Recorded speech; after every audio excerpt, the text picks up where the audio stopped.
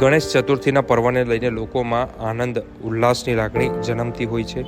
જેમાં ઢોલ નગારા તાશા સાથે ગણેશ ચતુર્થી પર્વ સંપન્ન થઈ રહ્યું છે. વિસર્જનની પ્રક્રિયાઓ ચાલી રહી છે તેવા સમયે સમગ્ર ગણેશ ચતુર્થી પર્વ દરમિયાન પૂજાપાનો જે સામાન એકત્ર થતો હોય છે, જેને લઈને નદી નાળાઓમાં ફેંકી દેવામાં આવતો હોય છે અથવા તો કચરાપેટીમાં ફેંકી દેવામાં આવતો હોય છે. ત્યાં નવસારી શહેર અને જિલ્લામાં ઘણા સમયથી ઓર્ગેનિક ખાતર બનાવવાની પ્રક્રિયા શરૂ કરવામાં આવી છે, જેમાં નવસારી શહેરની ઘણી બધી સામાજિક સંસ્થાઓ છે તેઓ આ પૂજાપાનો જે સામાન છે તે એકત્ર કરીને તેમાંથી ખાતર બનાવવામાં આવે છે. ઓર્ગેનિક ખાતર બનાવવાની પ્રક્રિયા જે હાથ ધરવામાં આવે છે ત્યારે કઈ રીતના બનાવવામાં આવે છે, તો મળતી માહિતી મુજબ વાત કરીએ તો જે આ ફૂલ અને જે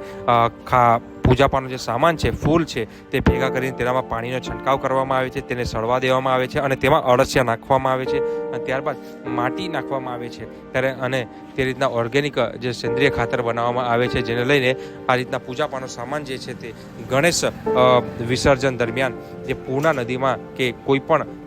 જગ્યા ઉપર જ્યારે આ વિસર્જન કરવામાં આવે છે મૂર્તિ, તેના પહેલાં મૂર્તિમાં જે ચડાવવામાં આવેલા હાર તે સામાજિક સંસ્થા દ્વારા બહાર લઈ લેવામાં આવે છે અને તે એક જ જગ્યા ઉપર એકત્ર કરવામાં આવે છે. ત્યાં નવસારી વિજલપુર નગરપાલિકા પણ આ સમગ્ર આયોજન કરી રહી છે અને એના સાથે સામાજિક સંસ્થાઓ છે તેઓ જોડાઈને આ સેવા કાર્યમાં જોડાયા છે, જેથી કરીને નદી પ્રદૂષિત થતી અટકી શકે છે.